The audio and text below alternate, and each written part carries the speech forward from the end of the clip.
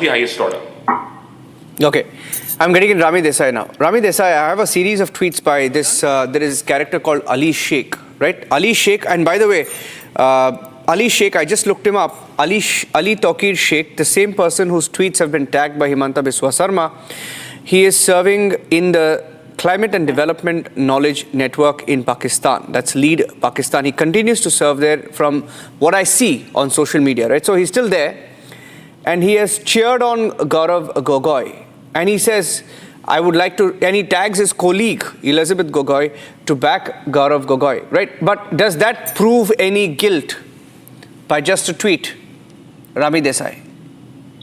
Good evening. First of all, I find it absolutely ludicrous that we don't even have, the Congress reporters that you have on your show, don't even have the decency to at least, give this information the credence that it deserves on the basis of, our national security. It's not about connecting the dots. The fact is that if you are married to somebody as important as, Gaurav Gogoi, who has such a long and legacied a contribution to Indian politics, then it becomes your moral responsibility, ethical responsibility to ensure that you are not taking your P's and Q's from, somebody sitting in Pakistan, a Pakistani national who is known for his anti-India stance. Whether it was when he was tweeting during the CEA and lying in his tweets saying that Muslim citizens of India are going to be put in detention centers, or that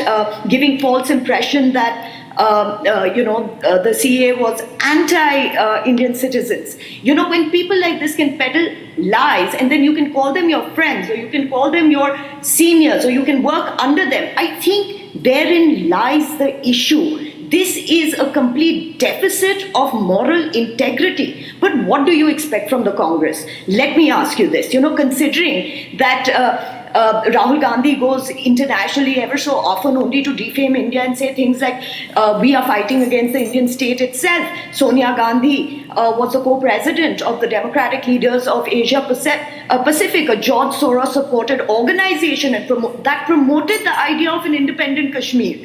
I mean, we are dealing with a problem that is a Congress problem. Congress should right now be looking into the kind of people that are around them, looking into the exodus of Congress members that is happening not just in Assam but across the country, and having the integrity to call a spade instead of sitting here and saying that, the spokesperson from the BJP doesn't have any, is not well prepared. I think he gave his arguments very well, he stated facts which you are unable to accept.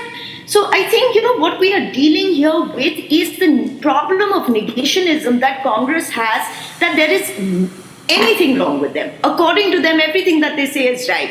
Rahul Gandhi also went abroad and said things like, Sikhs are not going to be allowed to wear turbans in India. Nobody from the Congress, including the people who are defending it right now, said, well, that's completely untrue. So, let's not, skirt around the issue. Let's call a spade and let's ask for some accountability. That's the least we can do in favor of our national integrity. And when we talk about ISI agents, let me just say this. While we are going through one of the toughest times in our northeastern borders, in our northeastern neighborhood, this is the time that things like this cannot be taken lightly. They have to be taken seriously. And if you don't have a problem, the person who spoke before me, if you don't have a problem if you're saying, BJP didn't take action earlier on, then let me say this, you shouldn't have a problem right now. When the FIR is filed, you shouldn't object to it. Yeah. Okay, and I'm getting a Nikhil Jain. 1 minute. I'm getting a Nikhil Jain. 1 minute. Kapil, I have 6 others.